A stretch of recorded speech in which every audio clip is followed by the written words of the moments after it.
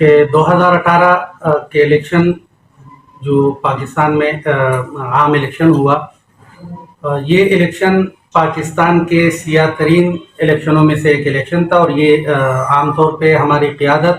اور دیگر پاکستان کے تقریباً تمام سبھی سیاسی جماعتوں نے یکسر اور یکزباں ہو کر اس الیکشن کو مسترد کر دیا تھا۔ اس کی وجہ یہ ہے کہ یہ ایک تو ہماری قیادت نے ہمیشہ اس بات کو ہائی لائٹ کیا کہ ایک تو ہمیشہ اس سے پہلے بھی الیکشنوں کے اندر چھوٹی موٹی سطح پر اگر داندلی ہو جاتی تو وہ الگ بات اور وہ چل بھی جاتی، لیکن یہ دانلہ تھا ایک قسم کا، بہت بڑی سطح پر اور بہت بڑی پیمانے پر اس الیکشن میں دانلی کروائی گئی، اور ایک نااہل اور سلیکٹڈ حکومت کو ہم پر مسلط کیا گیا۔ اور آج اس کا نتیجہ ہم دیکھ رہے ہیں پاکستان میں مہنگائی کہاں تک پہنچ گئی، بے روزگاری کہاں تک پہنچ گئی۔ تو اس حوالے سے جو پاکستان کے تمام سیاسی جماعتوں نے عدم اعتماد کو ایک آخری نجات دہندہ اور ایک نجات کا ذریعہ سمجھا۔ بڑا طبقہ خصوصاً پی ٹی آئی والے یہی کہہ رہے ہیں کہ 70-74 سالوں سے یہی لوگ آ رہے ہیں، جاگیردار، مسلم لیگ نون والے، پیپلز پارٹی والے، ایک مخصوص چہرے جنہوں نے ملک کو لوٹا۔ یہ ایک نیا چہرہ تھا اور امید کی ایک کرن تھی۔ اس کے بعد پھر وہی لوگ آئیں گے، وہی پس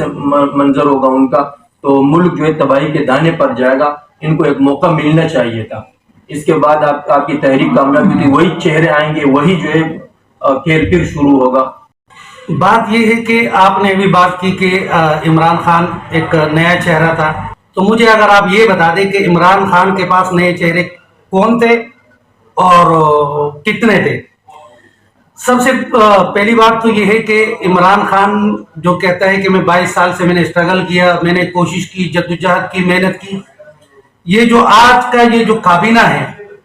آج اس کابینے کے اندر آپ مجھے بتا دیں کہ وہ 22 سال سے جو عمران خان کے ساتھ تھے، کیا ان میں سے ایک آدمی ان کے بعد کابینہ میں موجود ہے؟ نہیں۔ یہی جاگیردار، یہی لوٹے جو آج جن کے آپ بات کر رہے ہیں کہ جاگیردار تھے، وڈیرے تھے، آج وہی عمران خان کے ساتھ میں ہیں۔ اور اس میں کوئی دو رائے نہیں ہے کہ ہمارے یہ جو مسلم لیگ نون اور پیپل پارٹی ہے، ان سے پہلے جو عمران خان سے پہلے کی حکومتوں میں ایسے لوگوں کو لوٹے کہا جاتے تھے، اور عمران خان جب آیا انہوں نے نام چینج کر کے الیکٹیبل رکھ دیا۔ تو چیز تو وہی ہے، صرف انہوں نے یہ کر دیا کہ جو عمران خان کا ساتھ دے گا وہ نیا چہرہ ہوگا،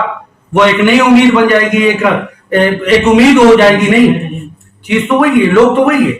تو میرے نہیں خیال کہ ایسی کوئی بات ہو، یا آپ ہسٹری چیک کر لیں،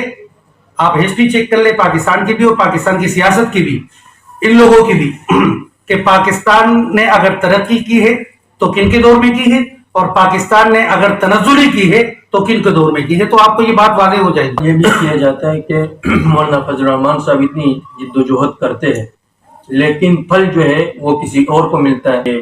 پیپلز پارٹی والے یا مسلم لیگ نون والے کو وہ پھل ملتا ہے، جد و جہد محنت ان کی ہوتی ہے اور ثمرہ کوئی اور حاصل کرتا ہے۔ آپ کی یہ بات کہ جدوجہد، محنت، کوشش مولانا فضل الرحمان کرتا ہے اور ثمرہ پل کوئی اور لے جاتا ہے، تو مولانا فضل الرحمان نے تو آج تک اپنی ذات کے لیے کوئی کوشش یا کوئی مراعات لینے کی الحمدللہ ایسی کوئی بات ہے نہیں۔ مولانا فضل الرحمان نے ہمیشہ اس ملک کے اندر جمہوریت کی بات کی ہے، جمہوریت کی تقویت کی بات کی ہے، جمہوریت کی دوام اور بقا کی بات کی ہے، اور الحمدللہ یہ تاریخ گواہ ہے کہ جمعیت علماء اسلام اور قائد جمعیت مولانا فضل الرحمان صاحب نے ہمیشہ ان صفوں کے اندر آپ کو جو ہے وہ مولانا فضل الرحمان کھڑے ہوئے نظر آئیں گے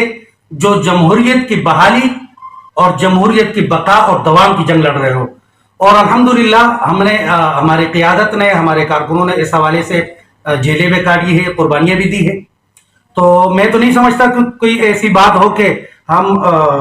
محنت ہم کریں اور دیکھ کوئی اور لے جائے۔